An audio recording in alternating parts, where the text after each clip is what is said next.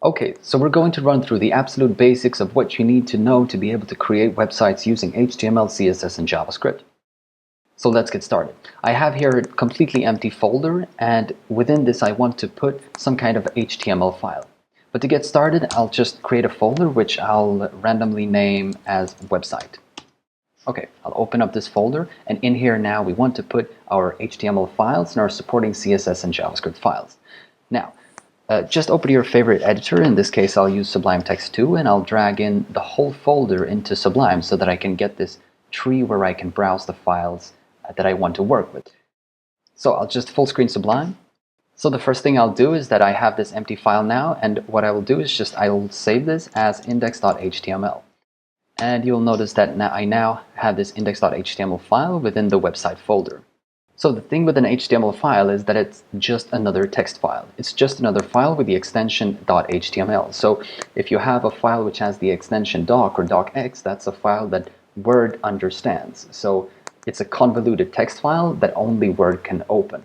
Now, an HTML file is a file that contains HTML that any text editor can open because it's just text. But if you give a browser an HTML file, then it will render it as a web page. So let's get started in actually creating the file. The first thing we need to do is to supply a doc type.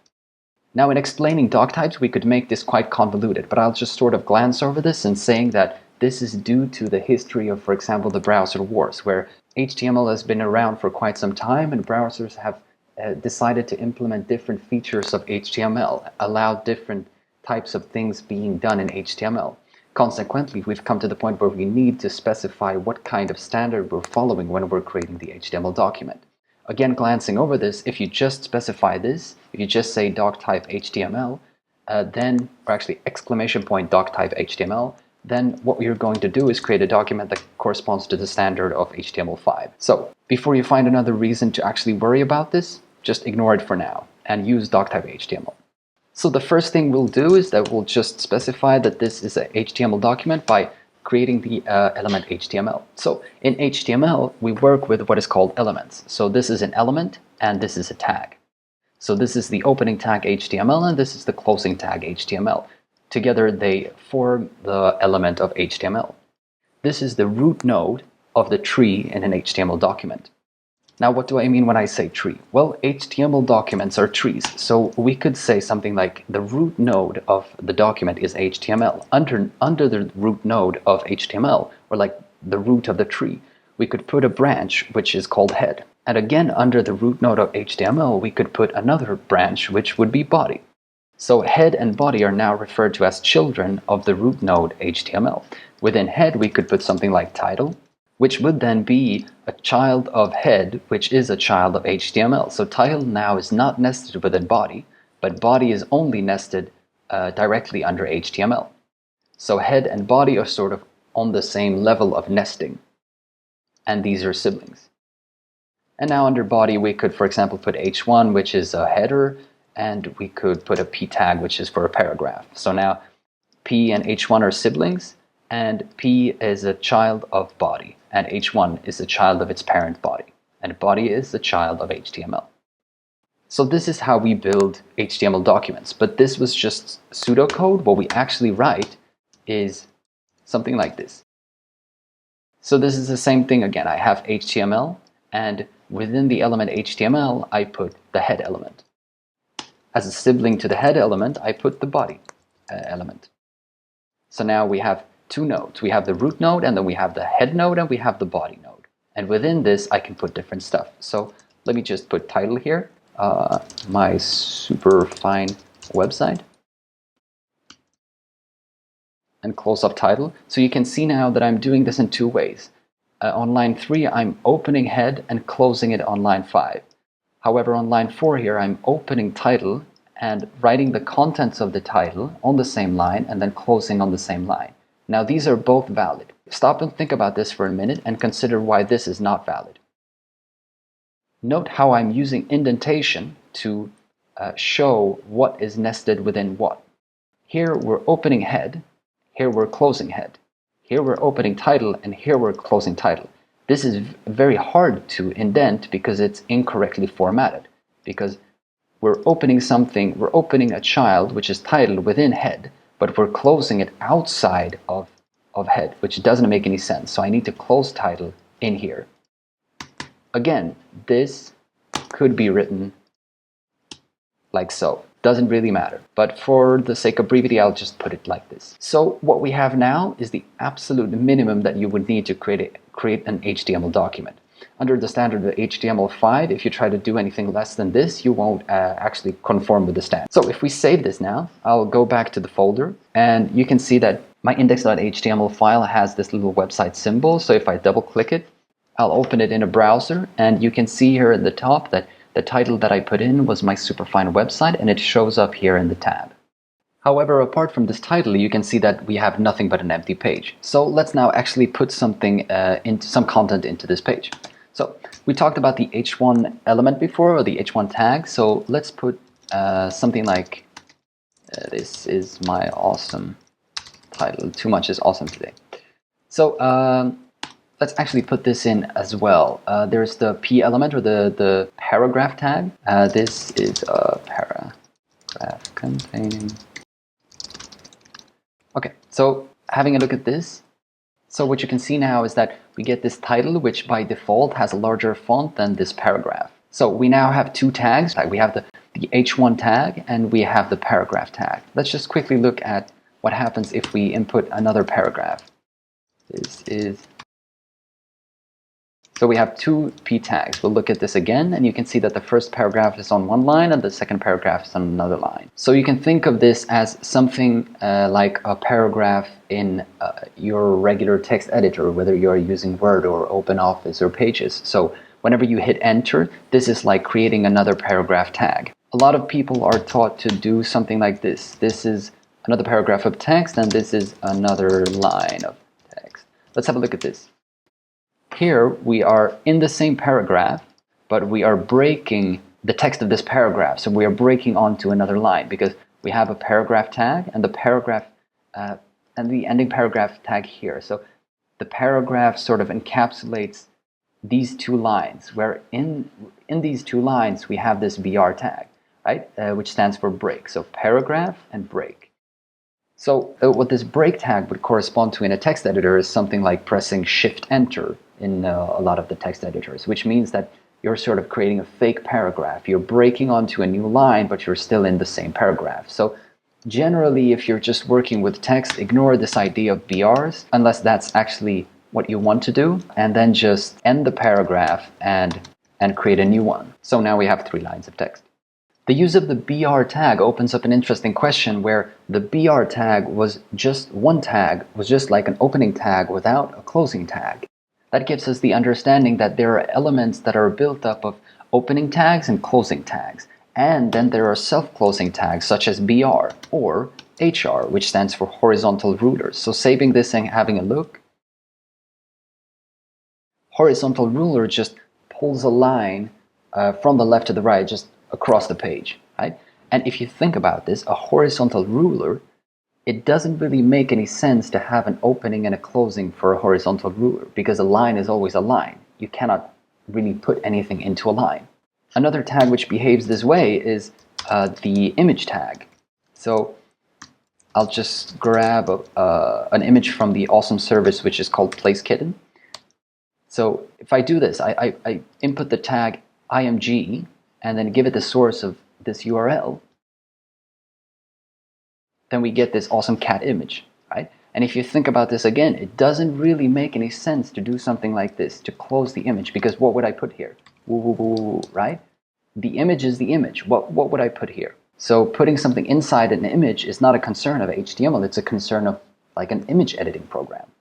So image is also one of these tags that are self-closing. This, however, also brings up an interesting question. What's up with this src equals blah, blah, blah, blah, blah? This is the idea of attributes. All of this is an attribute for the img tag. So what we're saying is that if we delete this for a moment and think about it, we have an img tag, right?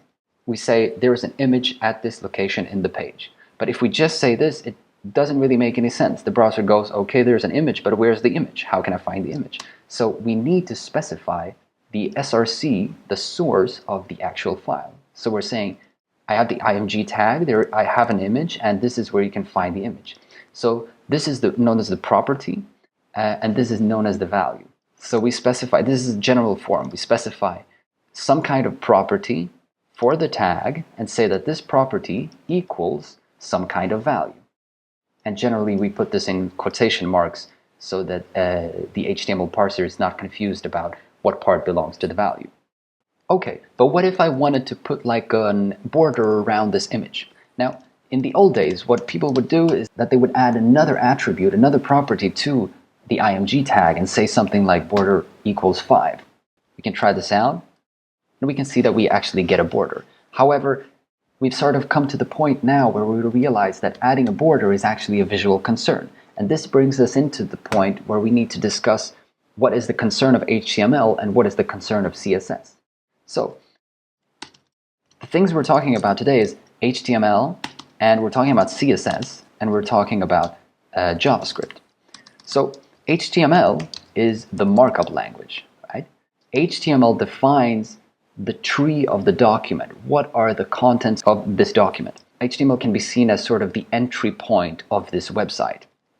CSS is the style of the website, meaning what does it look like, right? What colors are there? Where are things positioned? Etc., etc. And JavaScript can be seen as the interactivity to some extent. I mean, you can achieve some interactivity just using HTML, but the things that people do with JavaScript today are just absolutely crazy. So you can see JavaScript as any more kind of complex interactivity that you do with the website without having to reload the page. So how are these then connected? Well, again, the HTML can be seen as sort of the entry point of the website. So what happens is that the browser loads the HTML file, and the HTML file will point to a CSS file and point to a JavaScript file, and then pull the contents of these files in and load them into the browser so that we can execute whatever styles are in the CSS file and whatever code is in the JavaScript file. So let's look at how we do this more concretely. I'll just go into head and add the link tag, and I'll just say link rel style sheet href for like hyperreference, and then I'll just assume I have a folder which is called style sheets, and then I'll just say /main.css. So I'm assuming I have this file, which if you look at the source tree here, I obviously don't. So saving this file, going into the browser and reloading, I've removed the border before, but now nothing happens because we don't actually have that CSS file.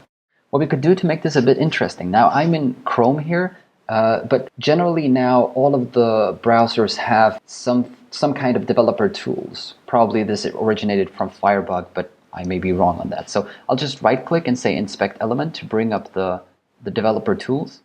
And then if I go to the network tab here, and then reload the page, what you can see is that the network tab now captures all of the requests that this page does. So what happens first is that we get the index.html file, and then we hit the point where we wanted to get the main.css file. But you can see this is red, and you can see that the status of this is failed, because obviously we didn't find the file because the file didn't exist.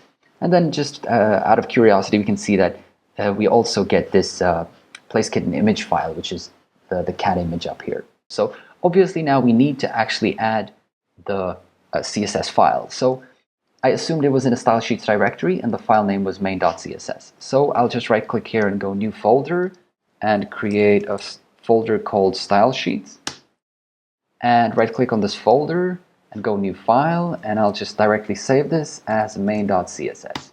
So expanding this tree, you can now see that we have main.css within the folder style sheets, which is within the folder website, which is where index.html resides. So reloading this page now, having a look at the network tab, we can now see that we get a success for main.css. So we're actually loading in the file, but nothing happens because there is no content within this main.css file. So let's just do something very basic here so that we can understand what CSS does. So I'll just type in body and I'll say background : red. Let's refresh. Super red. Okay, so let's briefly talk about CSS. So what CSS does is that you define a selector, right? We pick body, which will look for something in your HTML file. So if we say body here, what we'll hit is that we'll hit this body here. We'll hit this body tag here. If I would have typed H1, we would have hit this H1. If I would have typed P for paragraph, we would have hit this P, and this P. So it's general for all of them. But now I'm just saying body and we'll hit body. Then we have the same idea of having keys and values.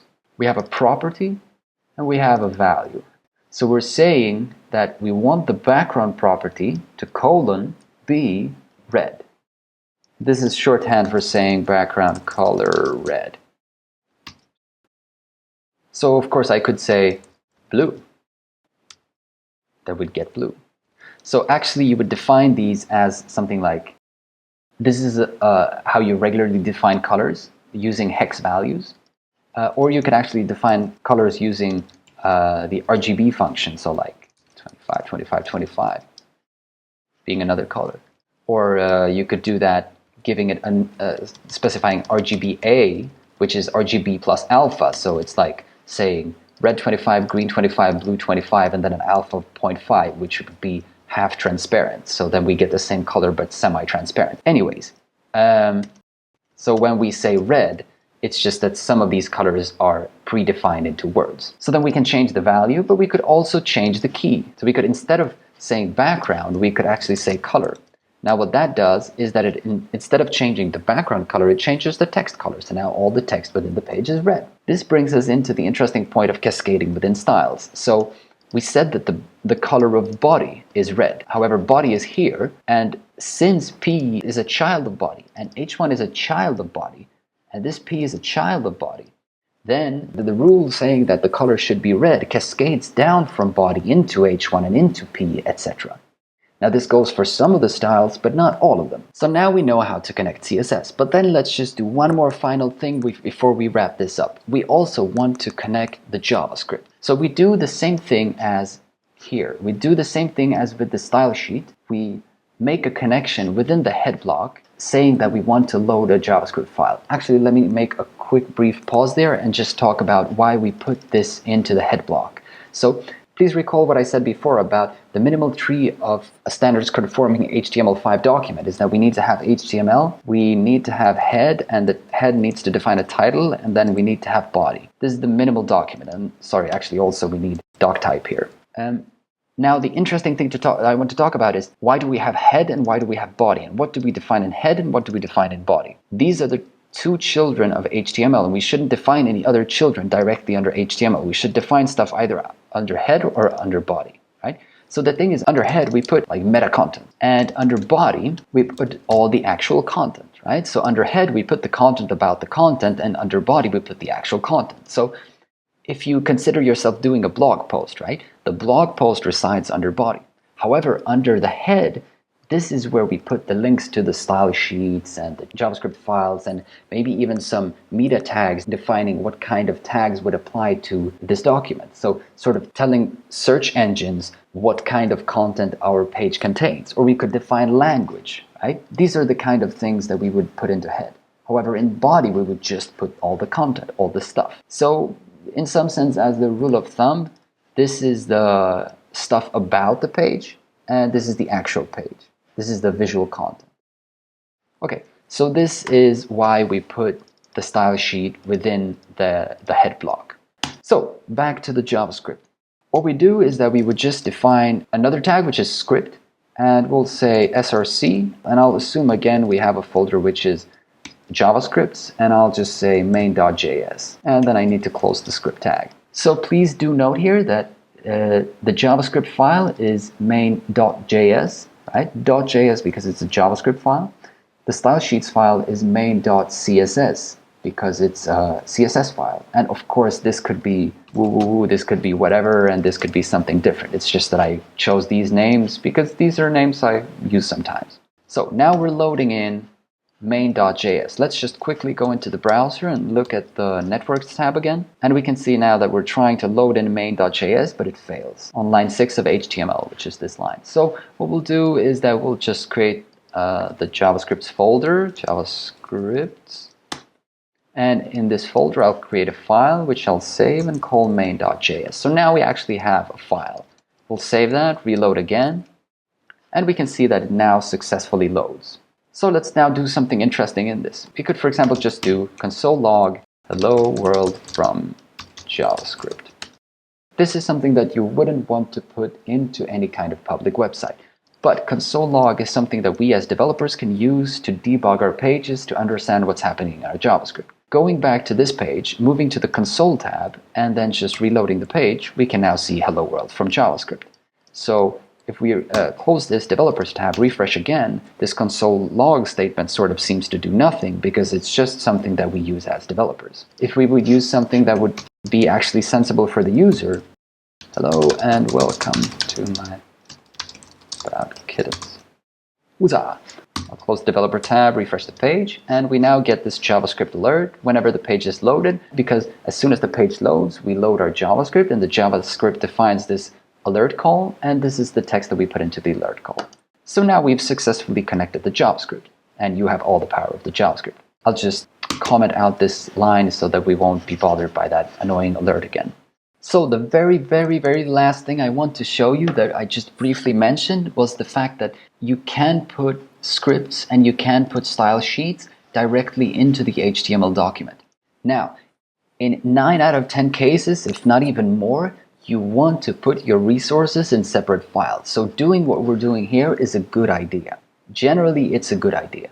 But for you to have a deeper understanding of this, I do want to show you that if we do add a separate script tag here, open it up and then close it down, everything between these two are actually considered to be JavaScript. So we could say alert and then hello from inline JavaScript, if I could type correctly, and then run this. We do get hello from inline JavaScript. So we're running JavaScript directly from the HTML document, which means that we could ignore loading this external file.